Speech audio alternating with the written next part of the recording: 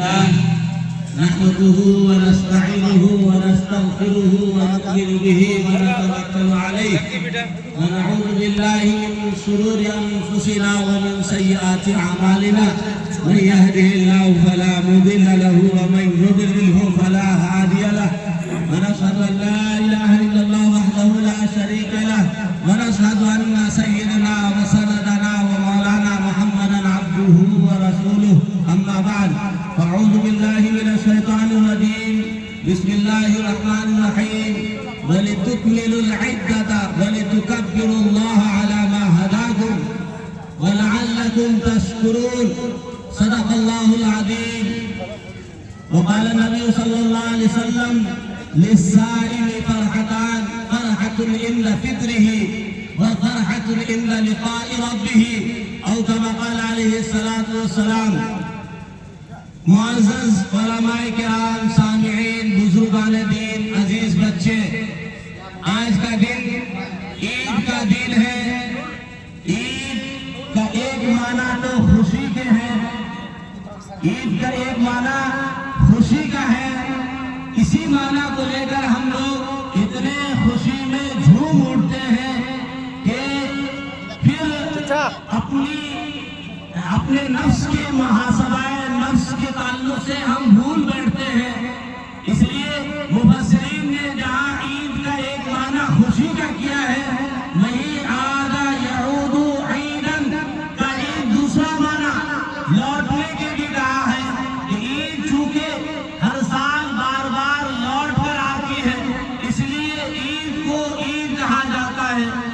بہرحال اللہ رب العزت کا بے انتہا فضل و کرم ہے کہ اس نے ہم سب کو رمضان المبارک کی برکتوں سے نوازا، اس کے انوارات سے نوازا، اور رمضان کے مہینے میں جتنی ہم سے ہو سکا ہم نے روزے رکھ کر، تراویح پڑھ کر، صدقے کر کے کچھ نہ کچھ اللہ کی عبادت کا جو حق تھا اس حق کو ادا کرنے کی ہم نے کوشش کی. لیکن صحیح بات یہ ہے کہ عبادت کا جو حق ہے وہ ہم اور آپ ادا نہیں کر سکتے. ہم سے کمی کوتاہیاں ہوئی ہیں اور یقیناً ہوئی ہیں. اس تعلق سے آج ہمیں چاہیے کہ ہم محاسبہ نفس کریں اور جو کمی کوتاہیاں ہوئی ہیں اس تعلق سے اللہ کے سامنے معافی مانگے، استغفار کریں. ہم اور آپ جب نماز پڑھتے ہیں اور نماز پڑھنے کے بعد فرض نماز کے سلام دینے کے بعد 3 مرتبہ استغفر اللہ استغفر اللہ استغفر اللہ کہتے ہیں. اس کے کہنے کا مطلب یہ ہوتا ہے کہ ہم نے نماز تو پڑھی لیکن نماز میں ہمارے خیالات نہ معلوم کہاں تھے، ہم کس تصورات کی دنیا میں مبتلا تھے. ہم سے نماز پڑھنے کا جو حق تھا وہ حق ادا نہیں ہوا. لہذا نماز پڑھنے کے بعد فوراً ہی ہم اللہ سے استغفار استغفر اللہ استغفر اللہ استغفر اللہ کہہ کر معافی مانگتے ہیں. ٹھیک اسی طرح آج ہمیں اللہ کے سامنے معافی بھی مانگنے کی ضرورت ہے کہ جو عبادت کا حق تھا وہ ہم نے ادا نہیں کیا. ساتھ ساتھ اللہ کا شکر بھی ادا کرنا چاہیے کہ اللہ نے ہمیں رمضان المبارک کا متبرک مہینہ عنایت فرمایا کہ ہم نے روزے رکھے، ہم نے تراویح پڑھی، ہم سے جتنا ہو سکا ہم نے قرآن پاک کی تلاوت کی، ہم نے صدقہ خیرات کیا. اللہ ہمارے ان عبادتوں کو قبول فرمائے. اس پر اللہ کا شکر ادا کرے کہ اللہ نے توفیق دی جس کی وجہ سے ہو پایا. میں نے قرآن کریم کی آیت پڑھی ہے وَلِتُكْمِلُوا الْعِدَّةَ، جہاں اللہ نے رمضان کے مہینے کے تعلق سے بیان فرمایا ہے وہیں اس کو بھی بیان فرمایا ہے کہ وَلِتُكْمِلُوا الْعِدَّةَ، یہ رمضان کا روزہ، رمضان کا مہینہ یہ تم پر جو فرض کیا گیا ہے اس لیے تاکہ تم عدت کو پورا کرو، یعنی جو 1 مہینے کی مدت ہے اس کو پورا کرو. اصل میں اس سے پہلے جو آیت بیان کی گئی ہے اس آیت میں جاتا ہے تہوار منائے جاتے ہیں لیکن زمانہ گزشتہ کے کسی واقعے پر مبنی ہوتا ہے. جیسے عیسائی لوگ خوشی مناتے ہیں اور وہ کہتے ہیں کہ 25 دسمبر کو ہم اس لیے عید منا رہے ہیں کہ 25 دسمبر میں ہمارے نبی عیسیٰ کی پیدائش ہوئی ہے. حالانکہ تاریخ اس کو جھٹلا رہی ہے، ایسا نہیں ہے۔ بہرحال ان کا اس واقعے سے وابستہ ہے ان کی عید۔ اسی طرح یہودی لوگ خوشی مناتے ہیں۔ کس دن خوشی مناتے ہیں؟ جس دن حضرت موسیٰ علیہ السلام کو فرعونیوں سے نجات ملی تھی، اس دن خوشی مناتے ہیں۔ وہ ایک زمانے گزشتہ کے واقعے پر مبنی خوشی مناتے ہیں، عید مناتے ہیں۔ لیکن اللہ تعالیٰ نے ہمیں عید الاضحیٰ ہو یا عید الفطر ہو، یہ ہمیں کسی زمانے گزشتہ کے واقعے پر مبنی نہیں قرار دیا۔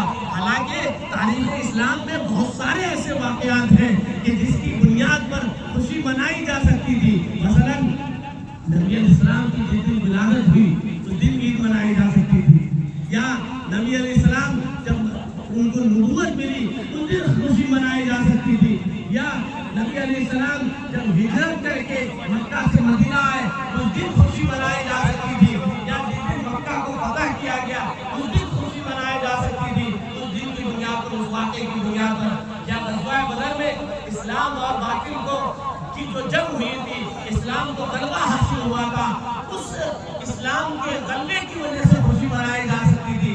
لیکن نہیں، یہاں کسی واقعے پر مبنی خوشی منانے کا حکم نہیں دیا۔ یہاں اس ہمارے خوشی کے دن کو اللہ تعالیٰ نے عبادت کے ساتھ جوڑ دیا۔ رمضان کا پورا روزہ رکھنا ہے، اور روزہ رکھ کے آج فطر یعنی افطاری، کھانے پینے کا جو سلسلہ ہے وہ شروع ہو رہا ہے۔ اس موقع پر اللہ کا شکر ادا کرنا ہے اور عید منانا ہے۔ اور عید الاضحیٰ کیوں مناتے ہیں؟ عید الاضحیٰ اس لیے مناتے ہیں کہ عید الاضحیٰ سے پہلے حجاج حج مناتے ہیں۔ حج بہت بڑی عبادت ہے، اس بڑی عبادت کو ادا کرتے ہیں۔ نویں ذی الحجہ جو یوم عرفہ کا دن ہے، اس نویں ذی الحجہ میں جو حج کا رکن اعظم ہے اس کو ادا کرنے کے بعد اگلے دن عید الاضحیٰ منانے کا حکم دیا گیا۔ دونوں عیدوں کو عبادت پر معمول رکھا، ایسا نہیں کہ تاریخی واقعات پر۔ بہرحال آج کا دن خوشی و مسرت کا دن ہے، آج کا دن عید کا دن ہے۔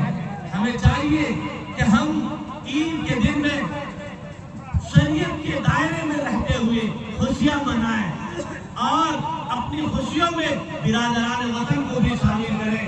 اپنی خوشیوں میں ہمارے آس پاس میں جو غریب غربا ہے، بے سہارا ہے، یتیم ہے، مسکین ہے، ان لوگوں کو بھی اپنی خوشی میں شامل کریں۔ اگر ہم نے ان کو اپنی خوشی میں شامل کر لیا، ابھی عزیزاً مولانا سرفراز صاحب بیان کر رہے تھے، انہوں نے یہ جملہ پڑھا، حدیث میں آتا ہے خوشی اس کے لیے نہیں کہ جو نیا کپڑا پہن لے، خوشی ان کے لیے نہیں جو نئے جوڑے لگا لے، سرمے لگا لے، عطر لگا لے، نہیں، خوشی تو ان کے لیے ہے جو آخرت کے تعلق سے ڈر رہا ہو، لمن خاف الوعید، اللہ کے یہاں جانے کے تعلق سے ڈر رہا ہو۔ آج کا دن یقیناً خوشی کا دن ہے۔ آج فرشتے کے سامنے اللہ تعالیٰ فخر کرتے ہیں، کہتے ہیں جب اللہ تعالیٰ نے اس دنیا کو بنایا، جنات کو پیدا کیا، تو جنات کے فساد کی وجہ سے فرشتوں کو چونکہ پتا تھا کہ روئے زمین پر جنات فساد مچاتا ہے، اللہ تعالیٰ نے جب یہ کہا اِذْ قَالَ رَبُّكَ لِلْمَلَائِكَةِ إِنِّي جَاعِلٌ فِي الْأَرْضِ خَلِيفَةً، آپ کے رب نے آپ سے کہا، آپ کے رب نے جب فرشتوں سے کہا کہ میں دنیا میں اپنا نائب بنانے والا ہوں، تو فرشتوں نے اس وقت کیا کہا تھا کہ آپ أَتَجْعَلُ فِيهَا مَن يُفْسِدُ فِيهَا وَيَسْفِكُ الدِّمَاءَ، آپ ایسی مخلوق کیوں بنانا چاہ رہے ہیں جو زمین میں فساد مچائے گی، خونریزی کرے گی؟ اس وقت اللہ تعالیٰ نے کہا تھا إِنِّي أَعْلَمُ مَا لَا تَعْلَمُونَ، میں وہ باتیں جانتا ہوں جو تم نہیں جانتے۔ اللہ نے انسان کو پیدا کیا، انسان کے اندر شر کا مادہ بھی رکھا، خیر کا مادہ بھی رکھا، لیکن کامیاب وہ ہے جو خیر کو غالب رکھے۔ اگر ہم نے خیر کو غالب رکھا، ہم نے روزہ رکھا، ہم نے تراویح پڑھی، تو آج اللہ تعالیٰ فرشتوں کے سامنے فخر کرتے ہیں اور کہتے ہیں کہ دیکھو میرے یہ بندے اس مجمع میں کیوں جمع ہوئے ہیں، اتنے سارے لوگ کیوں جمع ہیں عیدگاہوں میں؟ فرشتے کہتے ہیں کہ انہوں نے جو روزہ رکھا تھا، انہوں نے جو تراویح پڑھی تھی، اس کے خوشی میں آج آپ کی بڑائی بیان کرنے کے لیے، آپ کا شکر ادا کرنے کے لیے جمع ہوئے ہیں۔ اللہ تعالیٰ کہتے ہیں بتاؤ اس مزدور کی کیا اجرت ہونی چاہیے کہ جس نے اپنی مزدوری پوری کر دی۔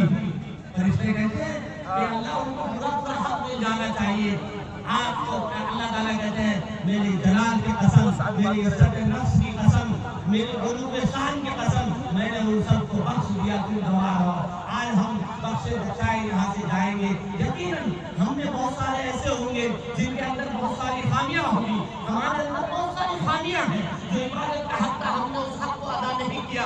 لیکن ایک بڑے مجمع میں آ کر جب ہم یہاں سب کے ساتھ اللہ کے سامنے سجدہ ریز ہوں گے تو اس کا بڑا فائدہ یہ ہوگا کہ اللہ تعالیٰ جب اپنے نیک بندوں کو بخشیں گے ہمیں بھی بخش دیں گے. دنیا کا دستور یہ ہے کہ کسی مالدار کے سامنے ایک مانگنے والے جمع ہو جاتے ہیں تو سب کو دیتے ہیں, کسی کو محروم نہیں کرتے.